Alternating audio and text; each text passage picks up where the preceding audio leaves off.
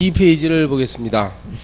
1번 사회 구성원의 기본적 욕구를 충족시켜서 삶의 조건을 보장한다.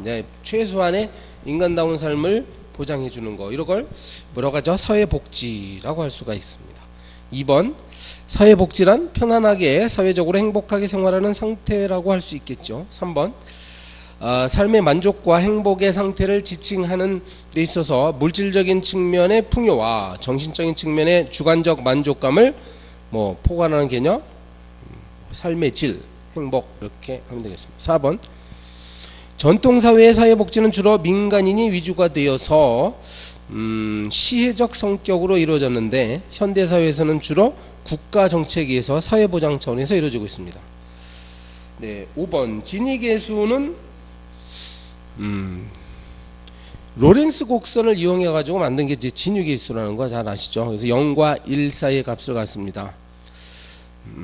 그래서 그 분자가 0에 가까우면 소득 분배는 이제 그 평등한 사회가 되고 점점 커지면 불평등한 사회가 되는 거예요.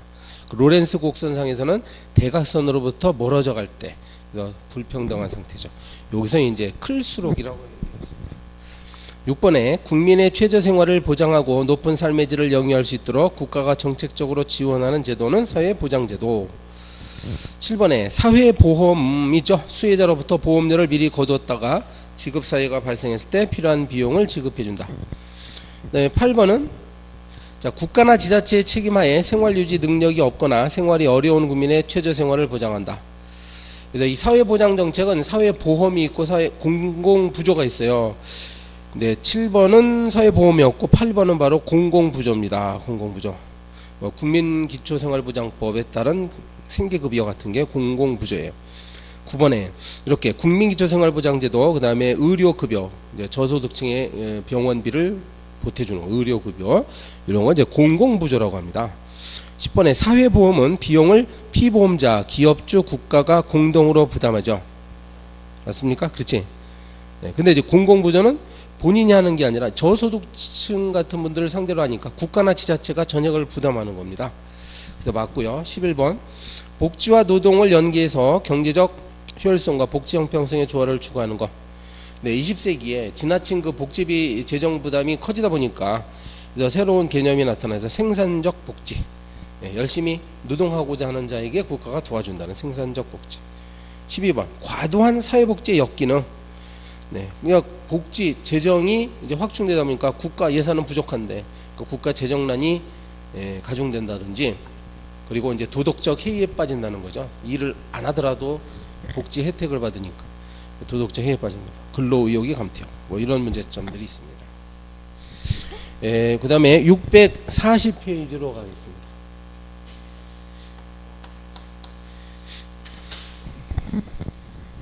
자, 640페이지로 쭉 넘어가셔서 1번 뭐죠? 1번 사회 구성원들이 기본적인 요구와 기본적인 욕구와 사회적 기능을 충족하게 만들어낸 역할과 규범 체계. 이거 바로 이제 사회제도예요. 경제제도, 정치제도, 문화, 교육제도 이런. 2번 교육제도, 투표 방식, 결혼식, 대중교통체계 모두 사회제도죠. 사회제도라 가지고 막 거창하거나 그런 것만 생각하면 안 돼요. 이런 것들이 아까 1번에서 봤듯이 구성원들의 기본적인 욕구, 사회적 기능 충족하게 한 것들이냐 전부 다 사회제도입니다. 3번은요, 사회제도는 대부분 사회에서 보편성을 떼요. 그러니까 어느 나라나 경제제도, 정치제도가 있단 말이야. 근데 그 사회만이 가지고 있는 어떤 특수성도 있을 수가 있지. 4번 사회제도는 구성원의 행동을 이제 외부로부터 규제하는 거야. 한국 사람은 한국의 사회제도에 따라야 됩니다. 그래서 이제 구속력을 가지고 있다라고 하면 되겠고. 5번 서로 다른 사회제도들은 다양한 영역에서 필요한 기능을 수행하지만 전체 사회체계 내에서 서로 어떤 의존적 관계를 갖고 있죠. 그래서 한 제도가 변하면 다른 제도도 변합니다. 우리가 저기 앞에서 이미 배웠어요. 그래서 정치제도가 만약에 민주주의적이다 그러면은 그 경제제도도 민주적인 방식으로 흘러가는 것이죠. 북한과 같이 정치제도가 비민주적이다, 권위주의자다 그러면은 뭐 경제제도도 계획적인 방식으로 흘러가죠. 이렇게 서로 영향을 줍니다. 네, 6번 사회제도는 개인의 상호작용을 조정하지요. 네, 그래서 사회 질서를 유지하고 급격한 사회 변동을 방지합니다. 자, 사회 구성원의 기본적인 욕구 충족은 이 제도의 범위 내에서만 가능하겠어요. 8번 사회제도는 문화권마다 달라요. 근데 이 특수성이 있지만 역시 또 어느 사회나 보편적으로 존재하는 특징을 갖고 있다. 이거 보편성이라고. 9번 권력을 어떻게 획득하고 행사하느냐, 이런 게 바로 이제 정치제도지요. 자, 그 다음에 10번에 박스가 나오는데요. 기업. 공권력을 바탕으로 개인 간 이해관계, 사람이 살다 보면 서로 막 이익을 둘러싸고 다투고, 그럼 누군가가 조정해야 돼. 이걸 정치제도가 하는 일입니다. 니은 구성원의 재생산의 기능, 아동과 노인에 대한 보호 양육 기능. 어디서 합니까? 바로 가족이죠. 가족제도입니다. 디귿 교리와 의식 절차를 통해 구성원에게 삶의 의미를 부여한다. 사회적 유대감을 형성한다. 이게 종교가 하는 일이잖아요. 종교제도. 리얼 인간 생존에 필요한 물질적 욕구를 충족하기. 그러니까 사람은 빵이 필요해요. 빵. 이제 의식주를 해결할 수 있어야 됩니다. 이런 걸 누가 해줍니까? 바로 경제제도에서 맡아서 하죠. 11번 사회 구성원이 사회 현상을 인식하고 중요한 의사결정을 내리도록 정보를 제공한다. 최근 중요한 사회제도로서 기능을 담당하는 것. 정보를 제공한다. 대중매체에서 하죠. 12번 사회의 변화에 따라 사회제도가 단순한 형태에서 복잡하고 다양한 형태로 뭐 한다고 그러죠? 네, 복잡하고 다양한 형태. 옛날에는 뭐 가족이 모든 걸 다 했지만 요즘은 가족제도, 가족 이외에 교육제도, 그러니까 교육제도 따로 있고 종교제도 따로 있죠. 교육제도 따로. 그래서 이런 것들을 분화된다라고 표현하는 겁니다. 분화. 650페이지로 가겠습니다.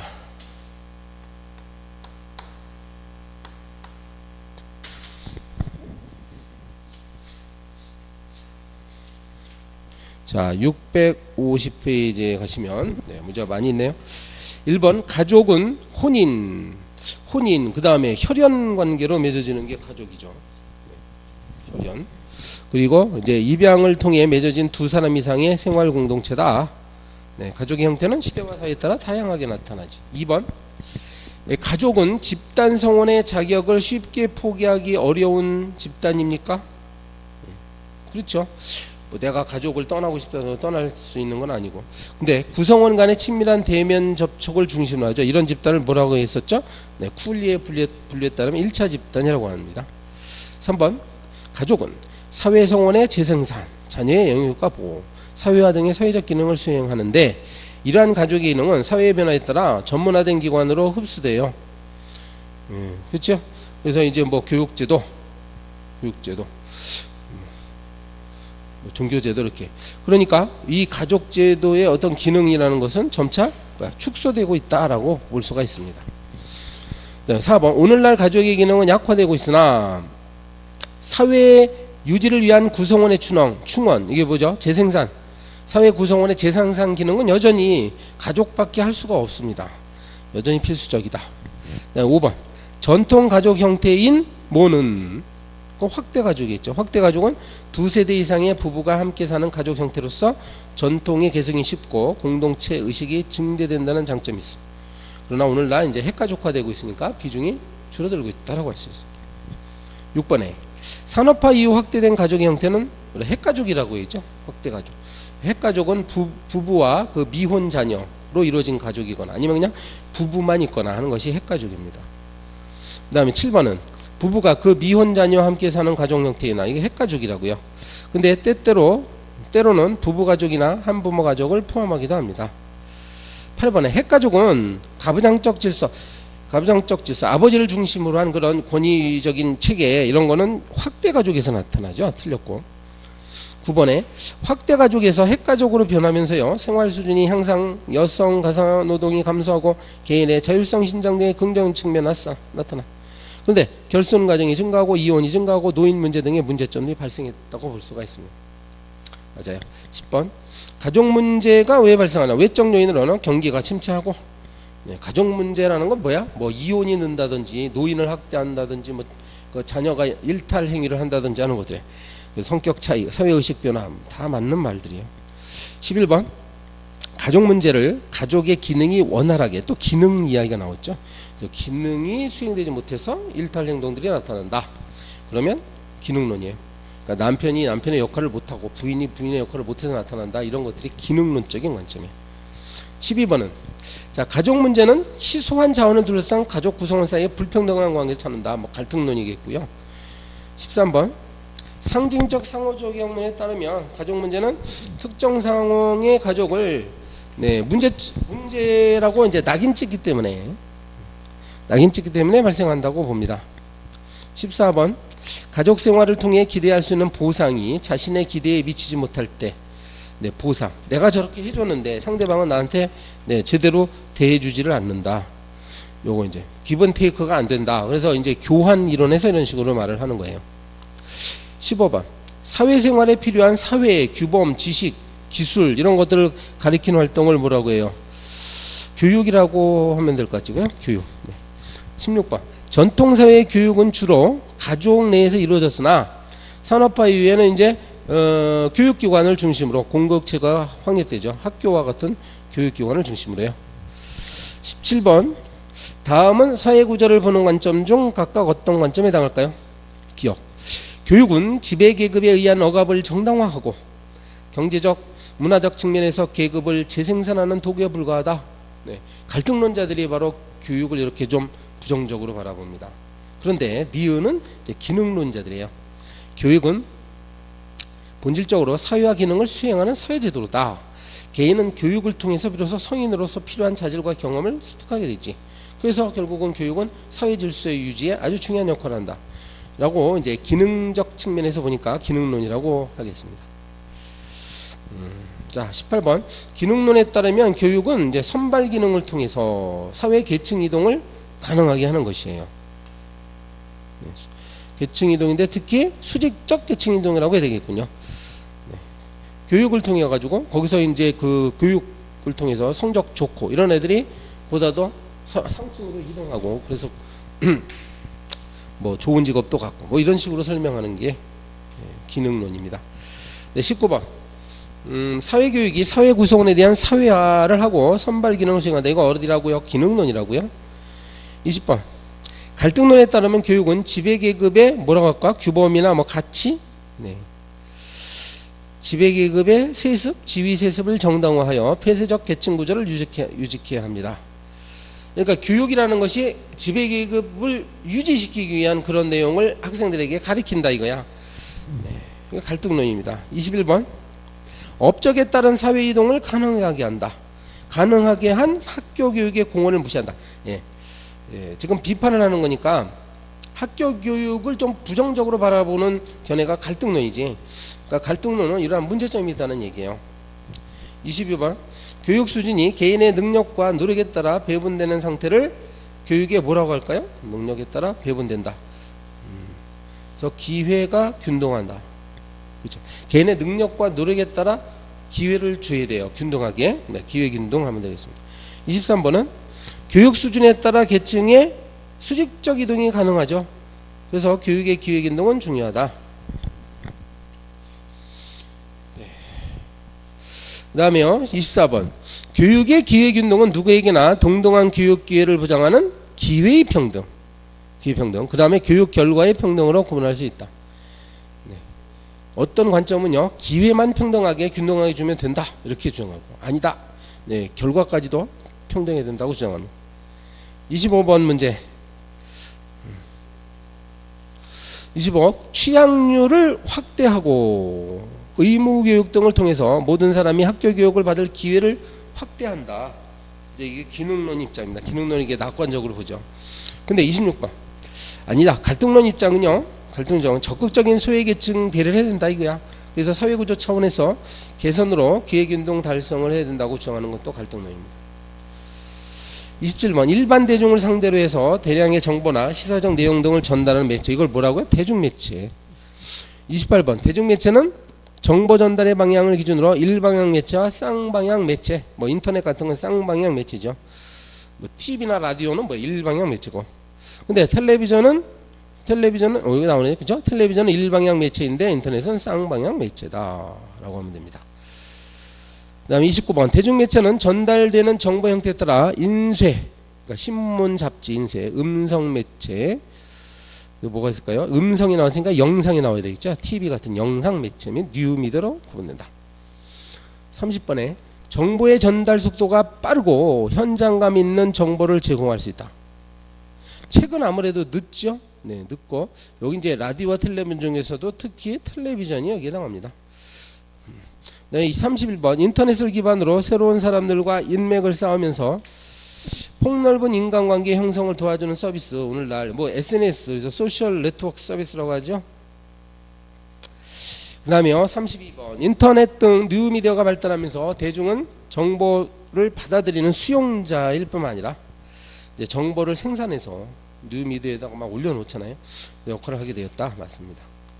기상예보 방송 있죠. 이건 대중매체 기능 중 뭘 하는 걸까요? 기상예보라는 것은 네, 정보를 전달하는 기능이다 라는 것이고, 그다음에 뉴스에서 범죄 관련 보도를 하는 것은 일탈행위 공개로 사람들이 아 저거 나쁜 놈이네 그러면서 저런 행동을 하지 말아야 되지, 네, 이렇게 규범을 강화하려는 일종의 뭐 교육적 기능 또는 사회화 기능이라고 하면 되겠습니다. 사회화. 35번은 대중을 현실 도피적으로 만들거나 대중의 취향 수준을 낮출 수 있는 문제점. 네, 대중매체가 자꾸 오락 기능을 강화하면 이런 문제점이 발생하겠죠. 36번 대중매체는 정보 전달의 차원을 넘어 정보의 의미를 해석하고 처방을 내려서 환경 변화에 적응하도록 합니다. 네, 신문 같은 경우 신문이 이제 단순히 뉴스를 전달하는 것뿐만 아니라 뭐 사설 기능도 있죠. 오피니언 기능도 있어. 이런 것들을 뭐라고 합니까? 설득 기능을 하고 있다. 37번 대중매체에 의해 전파되는 규범과 가치를 사회 구성원들이 바람직한 것으로 수용하는 측면. 이건 기능론이에요 또. 38번 그런데 사회 지배 세력의 입장을 줄여 반응하는 측면이 좀 있죠. 대중매체가. 그러면 이런 것들을 강조하면 갈등론적 입장이 됩니다. 39번에 대중매체가 항상 진실만을 제공하는 것은 아니에요. 그래서 우리가 뉴스를 듣거나 TV를 시청할 때 항상 비판적인 자세를 수용해야 돼요. 예, 왜 MBC가 오늘 저런 뉴스를 할까? 이렇게 이제 비판적인 입장을 취해야 된다는 거야. 40번 성스러움에 대한 믿음과 관행의 통일적 체계로서 사회 구성원들이 공유한다. 성스러움에 대한 믿음. 이건 뭐 종교제도라고 하면 되겠습니다. 종교의 구성 요소를 세 가지를 써봐라. 네. 그러면 이제 그 성전 같은 게 있어야죠. 이거 믿음 체계라고 합니다. 성전 교리가 있어야 되고 교리. 그 다음에 이제 의식 행사가 있어야죠. 의례. 그리고 사람들이 같이 모여서 움직일 수 있는데 사회 공동체입니다. 하나의 믿음 체계, 의례, 공동체. 42번 성스러운 속성이 어떤 특정 동물이나 식물에 깃들어 있다. 네, 원시 사회에서 토템이즘이라고 하죠. 토템이즘.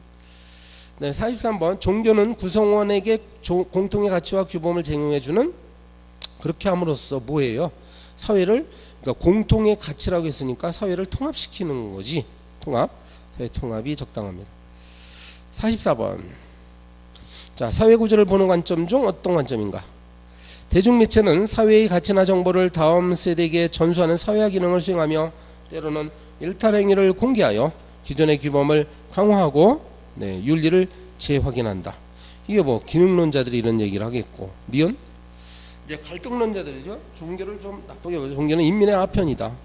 종교로 인한 문제에 대한 유일한 해결책은 따라서 계급 간의 갈등을 제거하는 것이라고 봅니다. 갈등론자들. 45번 우리나라 헌법에서는 종교의 자유와 종교에 따른 차별을 인정합니까? 틀렸죠. 종교의 자유는 인정하죠. 모든 국민은 종교의 자유로 갖는다. 근데 종교에 따른 차별을 오히려 금지시키고 있어요. 종교에 따른 차별은 금지시키고 있습니다. 틀렸습니다. 자, 어디로 가느냐? 664페이지로 가겠습니다.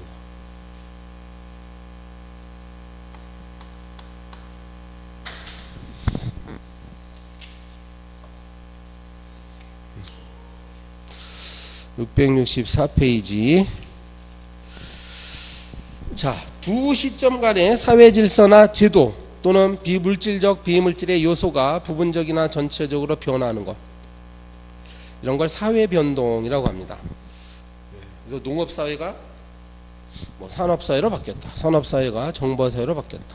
그죠? 사회변동. 그런데요, 변동의 양상을 보면 이번에 사회가 일정한 방향성을 가지고 간다. 그러니까 단순한 것에서 복잡한 것으로, 후진적인 것에서 선진적인 것으로 이렇게 한쪽 방향으로 간다 해서 진화론이라고 합니다. 근데 3번처럼 아니다. 반복적으로 이루어지는 것이다. 한쪽 일방향이 아니라 생성, 성장, 쇠퇴 과정을 계속 반복한다. 이렇게 보는 건 이제 순환론이라고 할 수 있어요. 4번에 순환론은 지난 역사 속에서 반복되는 사회 변동을 설명하고 해석하는 데 유용하겠죠. 그 다음에 5번은 사회 변동의 요인은 뭐냐? 가장 중요한 것이 기술이다. 기술이 중요하고 기술이 발달함으로써 모든 뭐 정치, 경제, 사회 문화가 변한다. 이거 뭐 기술적 요인론, 기술 결정론 이렇게 얘기하면 되겠어요. 기술 결정론.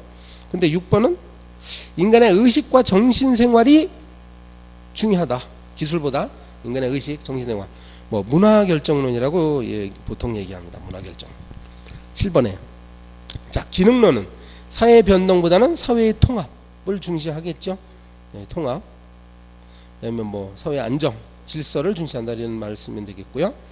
8번은 사회 변동은 사회 여러 부분이 대립하다 보니까 대립하면서 투쟁하다가 그러면 결국 변동이 일어난다. 이게 갈등론자들이 하는 얘기예요. 근데 9번은 사회가 전체적으로 균형을 유지하기 위해서 각 부분이 조정되는 과정에서 나타나는 것이 변동이다. 균형, 그 다음에 조정 이런 말이 나오면 이거는 기능론이 되겠어요. 10번에 사회 변동은 보편적이고 자연스럽다. 사회 변동이라는 것이 원래적으로 존재하는 것이다. 갈등론적 관점입니다.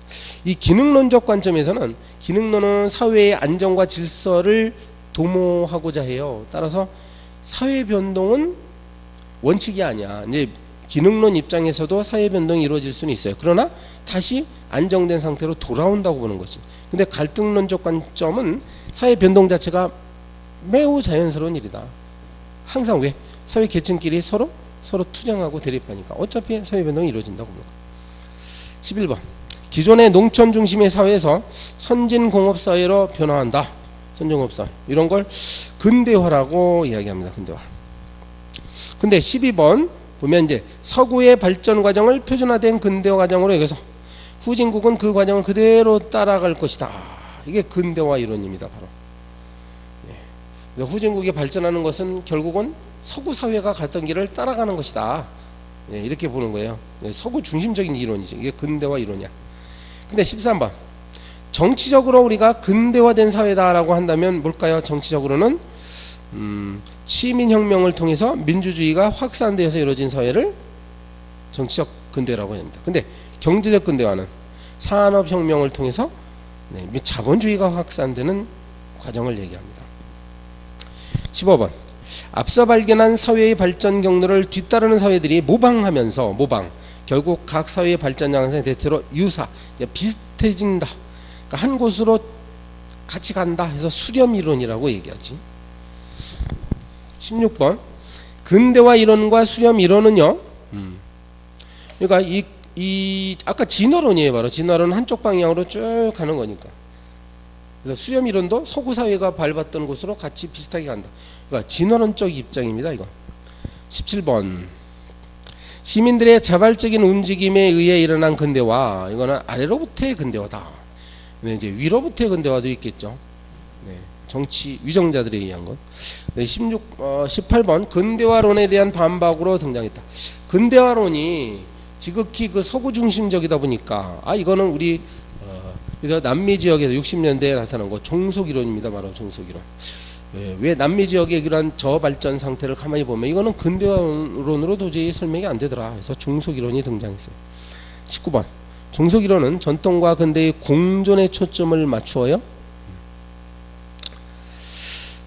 뭐 공존 아무튼 이건 틀립니다. 종속이론이라는 것이 아니에요. 거기 해설해 보듯이 그래서 이 서구식 근대화 모델을 후진 국가에 적용하는 것에 대해서 반대한 이론이 바로 종속이론이에요. 20번 세계는 서구 선진국으로 구성된 중심부와 제3세계로 구성된 주변부로 이루어졌다. 여기서 종속이론입니다. 주변부가 중심부에 종속됐다. 중심부로부터 착취받는다고 본 거지. 21번 종속이론은요 제3세계의 미발전의 상태가 아닌 저발전의 상태가 있다고 봤다. 미발전과 저발전의 차이. 미발전은 그 안일 미자를 쓰는 거죠. 안일 미자는 아직 발전이 안 됐다는 뜻이야. 미발전. 그럼 언젠가는 발전이 된다는 의미를 갖고 있죠. 미발전. 그러니까 서구 근대화 이론에 따르면 후진 국가도 서구 사회를 닮아가면 언젠가는 발전한다라고 봐요. 그러나 종속 이론에서 보면 아니다. 후진 국가는 저발전이다. 저발전. 그래서 발전하고 싶어도 발전하지 못하는 상태. 왜냐하면 중심부에 의해서 착취당하는 구조이기 때문에 그렇다고 보는 거예요. 그러니까 요건 맞습니다. 미발전이 아니라 저발전 상태. 669페이지.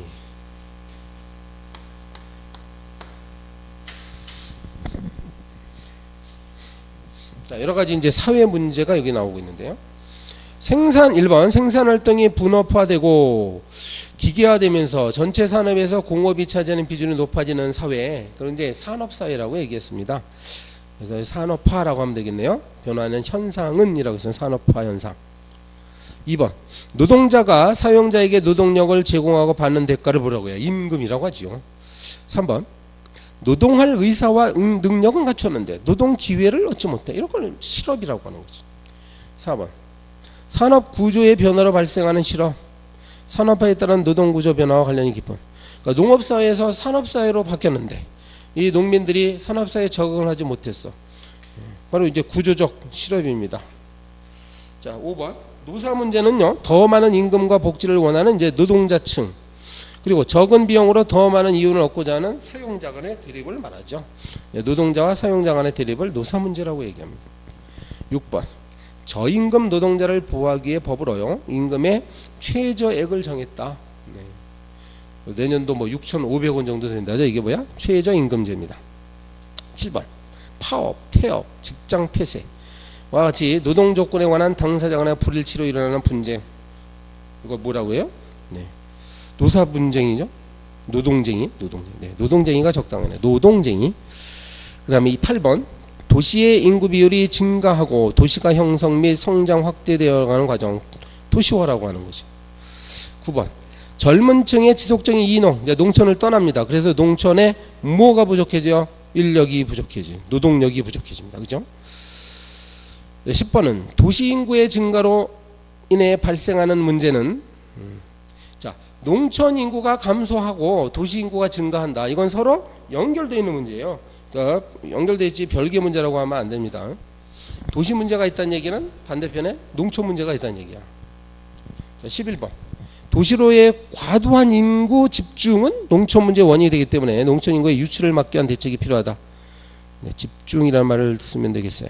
12번 주로 2차적 인간관이 형성된다. 네. 목적, 수단으로 형성된다. 2차적. 도시 지역이죠. 그래서 익명성이 강합니다. 공식적 수단에 통되는 게 도시. 13번 미래는 교통과 통신 발달로 농촌과 도시 간의 격차는 더욱 어떻게 될까요? 네. 지금 이제 우리나라만 해도 일일 생활권이야. 그래서 농촌에 살면서 막 도시로 출퇴근해. 이런 현상이 나죠. 그러니까 격차는 줄어들 것이라고 해야 되겠어요. 13번 지역적 이익 증진에 보탬이 되는 시설을 서로 유치하려는 거. 핀피라고 하죠. 핀피. 그래서 이 핀피 현상. 반대에는 님비라고 하는 것이고, 혐오 시설들은 우리 지역에는 안 된다. 이게 님비 현상. 반대로 좋은 시설들은 우리에게 유치해야 된다. 핀피 현상. 15번 우리나라는 과거 성장 위주의 지역사회 개발로 짧은 기간에 외형적 성장을 이뤘어요. 그러나 이제 그 대가로서 생태계가 파괴되고 환경이 파괴된다. 지역 간 불균형 발전에 따른 지역 격차 확대 등의 문제를 가져왔다고 볼 수가 있겠습니다. 지극히 맞는 말. 16번 인구가 어떤 일정한 기간에 걸쳐 증가 혹은 감소하는 것을 뭐 인구 변천이라고 얘기합니다. 그 17번처럼 인구 변천, 다산다사, 많이 태어나고 많이 죽던 시절이 있어요. 그러다가 의료 기술이 발달하니까 아이는 많이 태어나는데 죽는 사람이 적어. 다산감사. 이제 이때 막 인구가 늘어나지요. 그러다가 이제 뭐 둘만 낳아 잘 기르자 뭐 이렇게 해가지고 이제 아이들 낳는 것도 줄어들어요. 그래서 감산소사, 그 소산소사 이렇게 됩니다. 네, 18번 선진국은 평균 수명 연장과 가치관의 변화로 인해 저출산, 아이가 적으니까 반대편에 이제 고령화 현상이 일어납니다. 우리나라 특히 그렇죠. 저출산 고령화 문제를 겪고 있다. 19번 자, 산업 인구가 감소하고, 이거 지금 고령화예요. 네, 일단 고령화, 노인 인구 비율이 늘어나면요 산업 인구가 감소하죠. 일할 수 있는 사람, 그 다음에 노인 부양비가 증가하고 세대 간의 갈등, 독거노인, 이런 문제들이 야기될 수 있다. 20번 여성의 사회 진출이 증가하고 이혼율이 증가하고 독신 증가, 자녀 양육비가 증가하고 있어. 이게 어디서 나와요? 바로 이렇게 되면 이제 저출산의 원인이 되는 거죠. 이렇게 되면 아이들을 이제 안 낳으려고요. 그래서 이제 저출산의 원인이다. 21번 그래서 저출산에 대한 대비책으로 각국은 출산 및 육아수당 지급 등 다양한 출산 장려 정책을 펴고 있다. 출산 장려 정책. 저 어제 신문에서 보니까 이미 삼국시대, 고려시대에도 출산 장려 정책이 있더군요. 그래서 이제 세 쌍둥이, 네 쌍둥이도 그때도 많이 나왔대요. 그러면은 나라님이 뭐 20석씩, 어떤 경우는 막 200석까지도 쌀을 하사품으로 내리다. 오늘날에도 이게 어떤 나라든지 이제 아이를 많이 낳을수록 국력이 신장된다고 보는 겁니다. 여기서 출산 장려 정책. 22번 다음 설명과 관련된 용어를 보기서 찾으시오. 기억, 부부 또는 부부와 그들의 미혼 자녀로 구성된 미혼 자녀. 그러니까 이건 핵가족이 되고, 니은 한 가족의 범위를 넘어서 혈연과 혼인의 관계로 맺어진 사람들. 네. 그래서 사돈까지도 이제 친족이라고 부르는 거예요. 친족. 인척이죠. 친족 중 인척. 그다음에 일정 지역을 집중 개발한다. 뭐 거점 개발한다는 것이고, 노동력 부족 인구가 고령화된다. 어디서? 농촌에서요. 미음 주민이 자기 지역의 일을 자율적으로 처리하는 거를 지방자치라고 하죠. 여기선 주민 입장을 존중하고 주민 능력을 활용하고 합리적인 사업을 수행한다는 거. 지역개발 원리. 네, 675페이지로 가겠습니다.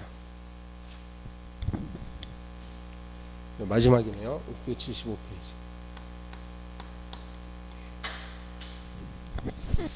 자, 각 분야에서 국경이라는 장벽이 없어지고 자유롭게 교류하는 현상, 세계화라는 말을 많이 쓰고요. 2번 경제적 측면의 세계화는 자본주의 확산에 따라 시장 개방, 서로 무역을 자유롭게 한다. 그래서 시장 개방을 지향합니다. 맞고요. 3번에 일부 국가의 막강한 정치적 영향력과 자본을 바탕으로 한 세계화는 일방적 문화 전파에 의한 문화의 획일화 가능성이 있습니다. 왜냐하면 이제 강대국에 의존하다 보니까 그 강대국의 문화도 받아들일 수밖에 없는 그런 경우야. 4번 단지 특정 국가의 국민으로서만 아니라 전 세계와 인류 공동체의 구성으로서 사고하고 실천하는 사람, 뭐 세계 시민 의식, 뭐 이런 식으로 얘기하면 되겠습니다. 5번 세계 교역 증진을 위해 1995년에 설립된 국제기구, 네, 국제무역기구, 영어로는 WTO라고 하죠. WTO. 6번 산업사회 생산 방식은, 산업이라고 해서 이제 오늘날에는 정보화 사회죠. 오늘날에는 다품종인 소량 생산이에요. 여러 가지 국민들의 기호에 맞춰서 품종의 종류가 많아. 그래서 조금씩 생산하는 게 다품종 소량 생산인데, 산업사회라고 되어 있잖아요. 공장에서 막 대량 생산하는 때 소품종 대량 생산입니다.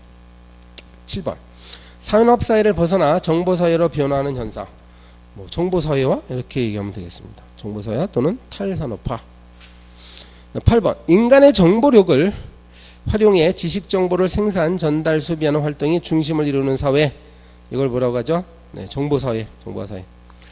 9번 정보사회의 구성으로서 지켜야 할 올바른 가치관과 행동 양식을 일컬는 바, 이거 정보윤리. 10번 정보사회의 역기능에 대한 인식, 정보윤리 실천, 정보 활용 능력을 갖추는 노력 등은 정보가 가져올 수 있는 문제점을 해결하기 위한 뭐라고 할까요? 개인적인 노력의 측면이라고 할 수 있겠습니다. 이거는 윤리를 갖추는 건. 11번 전자민주주의예요. 이건 전자민주주의는 정보통신과 정보기술을 이용하여 나타난다. 뭐 인터넷 등을 이용해 가지고 의견을 제출한다든지 전자민주주의. 12번 컴퓨터 통신망상에서 형성되는 가상공동체, 사이버 공동체, 뭐 이렇게 하면 되겠습니다. 13번 우주항공산업, 신소재, 정보통신기술 등을 포괄하는 의미로 지식이 중심이 되는 산업해 가지고 지식기반 산업이라고 하지요. 그 다음에 14번 CCTV 설치를 해야 되긴 하는데, 그 다음에 전자주민카드를 또 할 수도 있는데, 이게 이제 정보가 막 누출됩니다. 그래서 사생활의 비밀이 문제가 될 가능성이 있어. 정보를 오늘날에 15분처럼 정보를 가진 사람 많고, 가진 사람과 아예 그냥 거기에서 소외될 사람들 격차가 점점 벌어지고 있습니다. 이런 걸 정보 격차라고 하고, 근데 현대사회의 또 하나의 문제점이에요. 16번 기후변화 협약은 지구의 온난화를 규제에 방지하기 위한 국제기업입니다. 17번 미래 세대가 그들의 필요를 충족시킬 수 있는 가능성을 손상시키지 않는 범위에서, 그래서 개발은 하되 그 환경이라는 것이 지속적으로 유지되도록, 그래서 지속가능한 개발이라고 얘기하는 거예요. 지속가능한 개발. 이 말은 1992년 리우에서의 그 환경회의에서 처음 채택된 말이죠. 지속가능한 개발. 18번 국가 혹은 특정 단체가 정치, 종교, 민족, 영토 등과 관련된 문제를 해결하기 위해서 계획적, 조직적으로 폭력을 사용해서 피해와 공포를 가져오는, 이런 걸 일반적으로 이제 테러라고 얘기합니다. 우리나라도 금년에 이제 대테러 방지법이 만들어졌잖아요. 19번 국가 간의 전쟁은 당사국 간의 문제이기는 하지만 이것도 역시 세계 각국은 이 뭐예요? 그러니까 국가 간의 전쟁을 최소화하도록 세계 각국에 관심을 기울여야 한다고 얘기하겠죠. 그래서 한반도의 그런 긴장 문제는 한반도만의 문제가 아니라 세계 각국이 서로 협력을 해줘가지고 도와줘야만 이게 해결이 되는 그런 문제가 되어버렸습니다. 이거 잘못된 말이에요. 그래서 이제 끝입니다. 여기까지가 한 600페이지가 넘는 이런 책을 같이 여러분과 살펴봤어요. 앞으로 여러분 하실 일은 이렇게 한 번 봐가지고 다 해결되는 건 아니고 책을 계속적으로 보고요. 그 다음에 이제 다음 단계인 객관식 문제풀이 단계로 꼭 넘어가셔야 됩니다. 이 지금 우리가 한 건 이론적인 부분이고, 이론적인 부분은 아무리 뭐 10번, 20번 읽는다고 해가지고 점수를 높이는 건 또 다른 문제예요. 그래서 객관식 문제 연습을 통해서 함정에 빠지지 않는 연습을 해야 되고, 그리고 순발력을 기르는 연습을 해야 됩니다. 여러분, 그동안 일단 1단계를 여기서 끝납니다. 그동안 고생 많으셨습니다. 그래서 다음 단계로 이제 문제풀이 열심히 하셔가지고 그러면은 실력이 점차 늘어나실 거예요. 앞으로 여러분 힘을 더 내시기 바랍니다. 감사합니다.